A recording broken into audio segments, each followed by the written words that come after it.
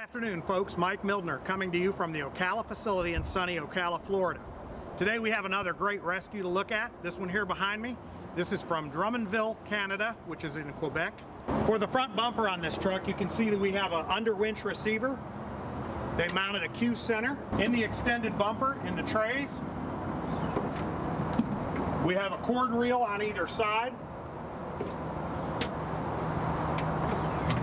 as well as a large storage well in the middle. The cab on this apparatus is a Typhoon medium cab, has seating for 6. Now from E1, when we call a truck a combo truck, that basically means that we have a front work module of some sort. In this case, this department uses this as a rehab module.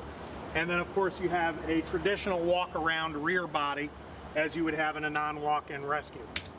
Getting a look in your compartments. These compartments are below the floor in the walk-in area. So we put a flip down with chains on them so you can stage equipment here that you pull out. You also have some of your electronics access in that first compartment. Next compartment houses your breaker panels in here for your different features, as well as your generator controls and your automatic transfer switch. In the vicinity of the first street side compartment, you can see we have an under chassis receiver where they can do winch operations. This is a large bi-directional on-scene solution slide that goes out both sides of the truck. You have some floor trays here that extend. Here is their portable winch they'll put in operation. In the rear portion, you have a half-depth transverse on-scene solution slide. Now the department has a reel that they store and transport to the scene.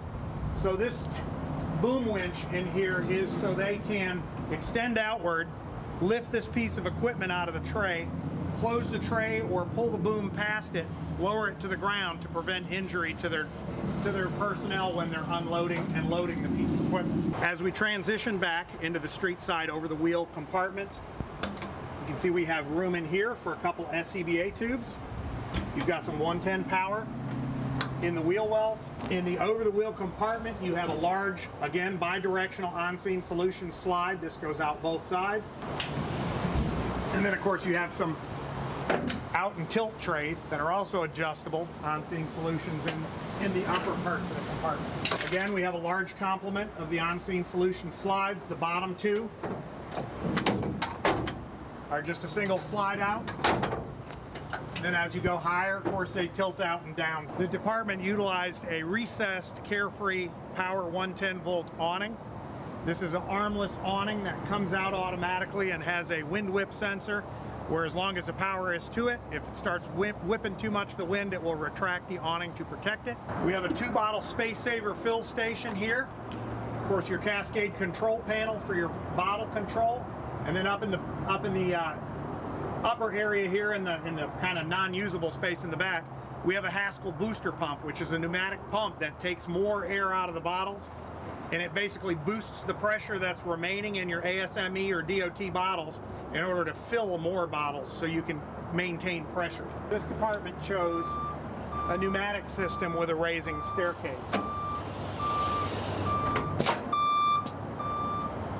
Now this feature allows for a full B1 compartment in here. It's a little bit angled in the front, but you have a good storage area.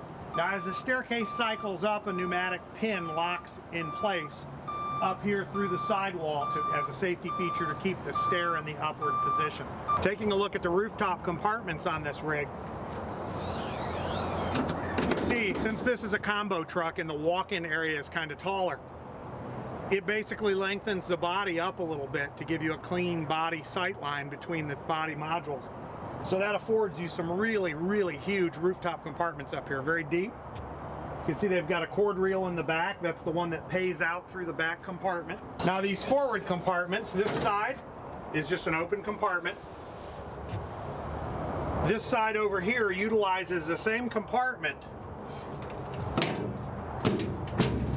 but there's actually a couple of ASME bottles basically boxed in underneath this little divide in here. And the department also utilized the area underneath the floor, which this extends down into your compartments in the body below, but you're between the roll-up door drums, so you use no wasted space. And you're able, you can see we've got 2 bottles in the rear compartment and 2 more in the forward compartment, so we can put 6 ASME bottles on this truck. Now for full control from inside the combo module, you can see behind they've added a VMUX screen in here. This is has the same operations as the one that's up in the cab, as well as you have red lighting in here. You can put on just a white or red for nighttime operations, or you can utilize both, and also some extra switches. Now all of the menus in here, you can utilize the same menu operations. You can engage the generator, disengage the generator, so you have full function and capability in here within this area of the truck. Now over each side in the rehab module, over the seating areas, the department designed the truck with 3 lift-up compartments, 2 adjustable shelves per compartment with LED lighting. With the camera masked up and the camera activated, we can turn on these monitors, this monitor inside, to get a look outside, so the crew can remain aware of their surroundings. We want to thank you for visiting here with us today on this fantastic rescue for Drummondville. You can see by the scope of this truck as a large combo unit that they're greatly customized, they're greatly adaptable to any situation. If you need a specialized truck from this size to smaller to larger, please get with your Rev dealership for E1 and let's see what we can build for you. Thank you and have a great day.